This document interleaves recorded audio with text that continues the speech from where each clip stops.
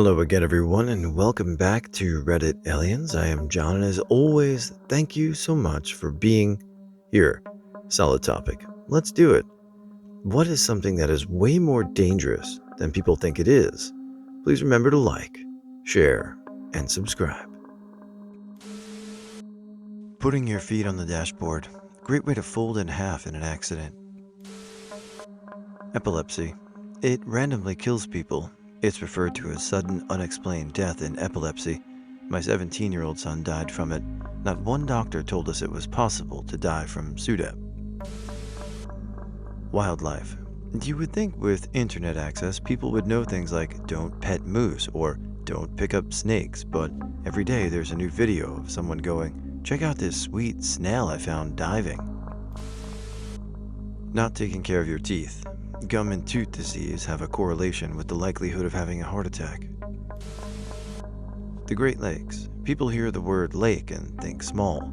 They are inland seas, damn near ocean-like violent weather. They can and will take your life. Respect them. Knocking someone out. There's a higher likelihood of killing a person than stunning them with no permanent damage. Garage door springs. Hire a professional. They are under so much tension, they can take a finger at best and your life at the worst.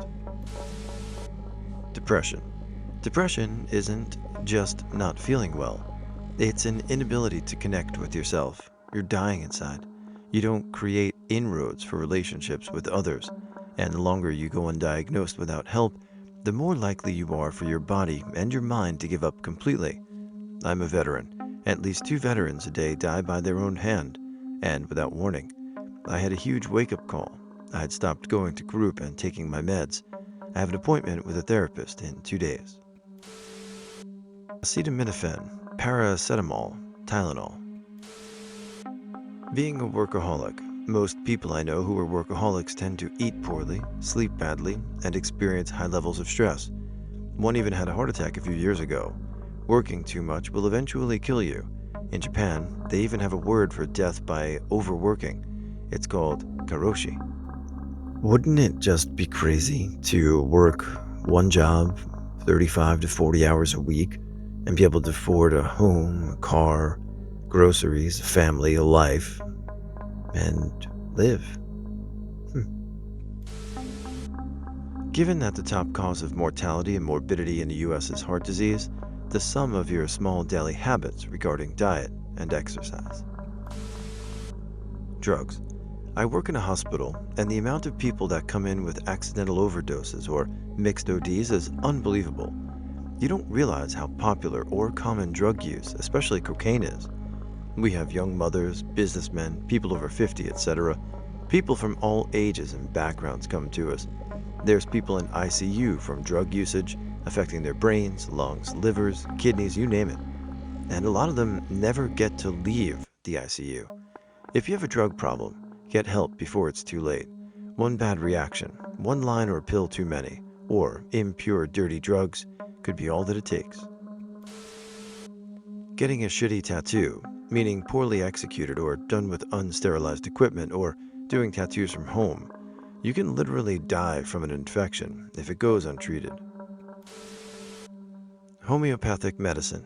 While a lot of it isn't dangerous in itself, the diehards tend to forego needed medical care in lieu of whatever magical cure is being touted by the YouTube doctor. Chicken soup is great for the common cold, but you cannot cure an STD with some crystals and rubbing essential oils on your junk. Failing to clean under and behind your refrigerator on a regular basis. Dirt and dust can ignite from compressor heat and burn your house down. Cracking your neck. There's an artery that runs in between the whole of your skull and the length of the top 2 vertebrae in the back of your neck. If you happen to catch that artery, you can damage it between 2 parts of the spine, severing it or blowing it out completely.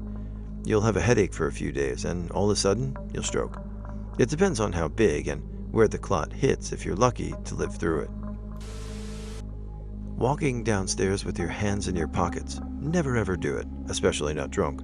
A fall down even 1 or 2 stairs with no hands to catch you can break your neck. I've seen a video of a man tripping and falling down 4 stairs, hitting the top of his head on the wall and dying right there in the stairwell. A vacuum can suck your eye out of the socket, only the kind that end in a tube. If it creates a seal on someone's eye, it will do some damage.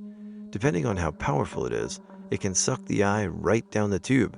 A house vacuum might not be that strong, but I'm pretty sure it will still rupture stuff and blind you. Blacking out on alcohol. LOL, I've done this for years. Almost every time I drink, I black out. And my doctor told me recently, if you're drinking to the point you black out, it is actually causing brain damage at that point. Ha, big oof. Yeah. Using cheap Chinese and other questionable power adapters and electronics. Seriously, they can injure you and or burn down your house. Look for UL and CE stamps. Plastic. It's everywhere, causing oceans to be polluted, thus making fish we eat toxic. There are also a ton of microplastics in the air, and I'm sure it plays a big part in many people getting cancer. Mixing bleach and ammonia, yeah, it releases chlorine gas, just like they used in gas warfare in World War I. This little bit of critical common knowledge seems to have been lost. I did this once when I was young and it nearly killed me. Motorcycles. I personally know numerous people who have been killed and one person who's completely paralyzed and in a vegetative state. All it takes is one accident, then you are done. And if you ride long enough, it's only a matter of time. Yeah, motorcycles are dangerous. Most of the time, it's the other people on the road that are more dangerous, but still, it's a factor. So, guess exercise caution and wear protection. Going into an enclosed space. If you go down due to toxic fumes or lack of oxygen, your buddy trying to rescue you will go down, also creating two victims. Until emergency services arrive with SCBA, you remain in the space, in the environment that took you down in the first place. Inhaling helium, it can give you permanent brain damage. Flying in a single-engine propeller-driven plane. Same accident rate as riding a motorcycle without a helmet. Drano. It's seriously so toxic and so dangerous. Anything with lye. It's incredibly dangerous and in my opinion has no place in a home. Always opt for safer routes and never have these in your house. Fire. Most people don't understand just how quickly and aggressively a fire can tear through a room or building. Everyone knows it's bad, but most lay people don't know just how bad it is. Manipulation. In the USA, we have a society where a huge chunk of the country has been indoctrinated to reject science and reject doctors, reject professionals, reject academia, reject research, etc., but to wholeheartedly buy into dumb F conspiracy theories. A society cannot function this way. Two sides to that coin. One reason is a science academia is an evolving pursuit of knowledge. Many things aren't settled, and research outputs along the way can appear equivocal. I mean, should we be eating more or fewer eggs? Is wine good in moderation? Or should we avoid it completely? How bad is red meat for you, if at all? Conspiracy theories, on the other hand, are cocksure and unequivocal. People are drawn to certainty. A lot of conspiracy theories are unfalsifiable, which fuels their acceptance among people who lack understanding of the philosophy of science. Chainsaws. If any part of your clothing comes in contact with the chain, you're done for. And, even when using them as intended, the pendulum effect from cut branches can result in life-changing injuries if you're in their way as they fall. Here in Ireland, to hire a chainsaw, you need to pass an accredited training course, or else you can just buy a chainsaw from your local Aldi supermarket. Moving chains of any type are not something you want to mess with. There's an infamous story from the old GSXR forum about the guy who tried to clean his motorcycle chain whilst it was idling and lost a number of fingers. Garage door opener mechanisms. That shit's not working like new? You a DIY type? Enjoy fixing shit? Well, though, guy, you better roll up those threadbare sleeves, bump that classic rock FM, pick up that screwdriver, put it directly back down, pick up the phone and hire a pro. Do not F around with it. That spring can absolutely kill you. Driving or being in a car. Car crashes happen in every populated place around the world every day. People worry about being in a plane crash when you are far, far, far more likely to die or be seriously injured in a car crash. Swimming in natural water sources in late spring or early summer. Seems like at least one person drowns every year near me. There are a lot of rocks people like to jump off of, and the river is usually deep enough for it to be relatively safe in late summer. But the first sunny and warm day of the year, the river is still extra deep with a strong undercurrent, and the water is mostly freezing cold snowmelt that hasn't had the chance to warm up. It's not warm enough to reasonably swim in until July or August. Tug of War. Massive injuries or death are not just possible but relatively common. Severe tug of war injuries are almost always the result of amateur organizers using the wrong type of rope and underestimating the forces generated by play, says Shelby Richardson, president of the U.S. Tug of War Association. What? In several instances, these oversights have resulted in dire consequences. During a typical tug of war match, a tremendous amount of tension or elastic recoil builds up. When improper rope is used, i.e., nylon, the chances of a snap exponentially increase.